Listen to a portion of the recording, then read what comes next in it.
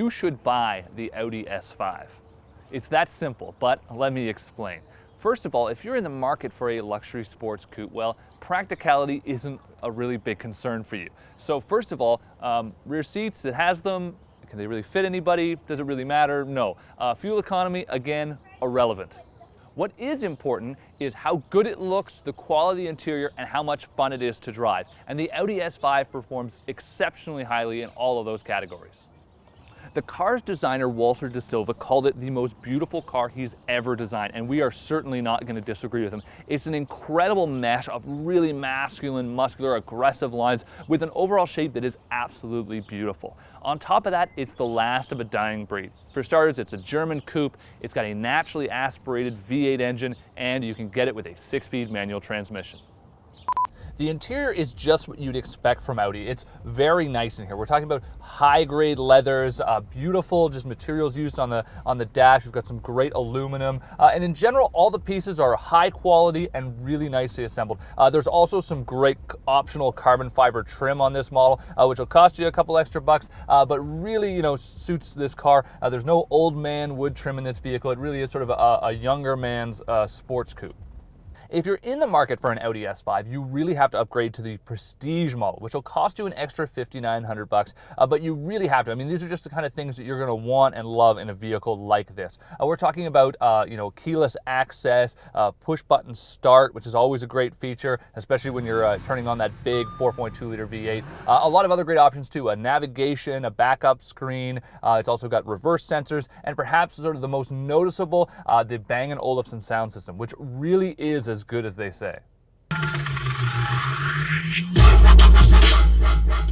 We recently had an Audi TT to test, and it was important to note the differences on that car, one of the oldest models in Audi's lineup, compared to the new Audi S5, one of the newer ones. And the real difference came on the interior with the Mmi system, which is Audi's sort of telematics system, their infotainment system, if you want to call it that. The Mmi system has been improved, it's modernized, the graphics are a little better, looks a little nicer, and they have made it a little easier to use. It's still not quite as intuitive as, say, BMW's iDrive, which everything seems to be in the perfect place. It just moves and does exactly what you want it to do. Even though it used to be the worst in the industry, it's probably now the best. So Audi still needs to do some improvement on their Mmi. Apart from that, this interior is gorgeous. Under the hood is that 4.2-liter V8. It makes 345 horsepower and 325 foot-pounds of torque, and it'll do a 0 to 60 in 4.9 seconds. It feels like it, and it sounds like it too. Out on the open highway, the engine note is really kind of lost and muffled, which is probably good for longer drives. But you find yourself a nice canyon road, and this engine absolutely howls. You get to hear all the sort of great effects of a true V8.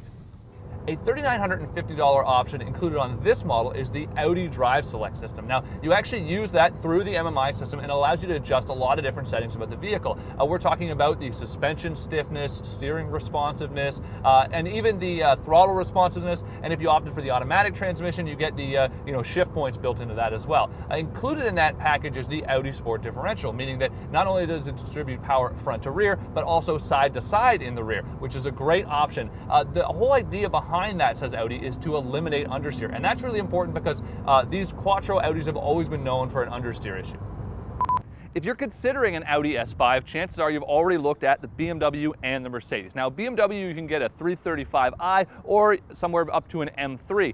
The M3 is really more of the serious performance driving enthusiast car, although it is a bit more bare bones and doesn't quite have the road presence. The same could actually be said of the Mercedes. It's not quite as dynamic a looking vehicle, although it is very original on the road. That's the E550 Coupe, by the way. That model costs a little bit more than an S5, and it has a bit more horsepower, but acceleration numbers are pretty much the same.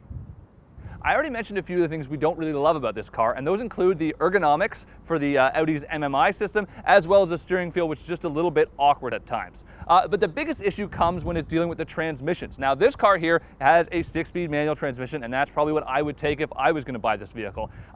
There is also a 6-speed automatic, which is great if you're looking for something a bit more daily usable. However, the automatic, you compromise on performance and sort of driving feel. Now, where's the dual clutch Ds3 transmission that Audi is famous for? Well, you can't get it, not in the S5 Coupe. Anyway, you can get it in the Cabriolet. It's a 7-speed unit, and it's a great unit. We just wish that you could get it in this vehicle. So apart from the lack of a dual clutch transmission, the Audi S5 looks hot, it goes fast, and like I said at the start, you should buy it.